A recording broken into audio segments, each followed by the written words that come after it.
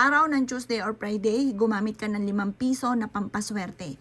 Isa po ito sa mga sikreto mga bossing ko para ang swerte ninyo ay laging labis-labis. Ang bilog mga bossing ko ay pabibilisin ito ang takbo ng magandang kapalaran lalo na sa pera. Ang silver ay nagtataboy ng mga bad spirit, nag-a-attract po ito ng swerte lalo na sa pera.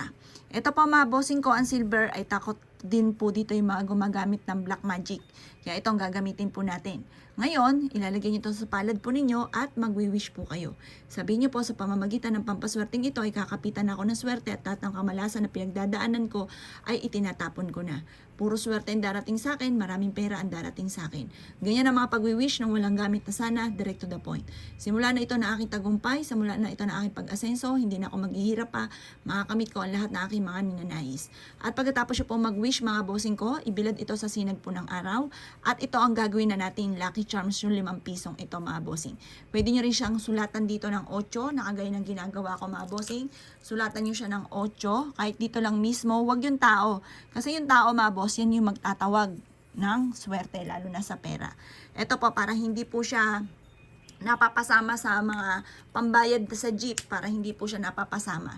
Special po siya kasi may sulat na siya ng 8. Ang ibig sabihin ng 8, never ending na swerte mga bossing. Kaya kung nais ninyo na never ending ang swerte, ito ang kailangan po ninyo mga bossing ko, ang baryang ito. Makakatulong po ito para makamagnet ng swerte lalo na sa pera. At ang silver mga bossing, pantaboy po yan ng malas. Kaya kung piling nyo lagi ang minamalas, ito ang kailangan po ninyo. Basta lagi siyang dadalhin.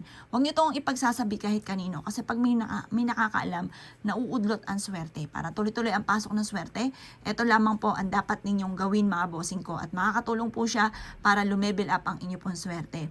Ito pa mga bossing ko ay gawin nyo ng Tuesday or Friday ng alas 7 ng umaga. At ang paggawa ng pampaswerte ay hanggang alas 8 lamang po ng umaga.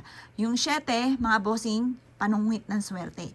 At kapag may swerte ka na, tuloy-tuloy na ang pasok ng swerte. Asya mga boss, good luck pa sa inyo po lahat.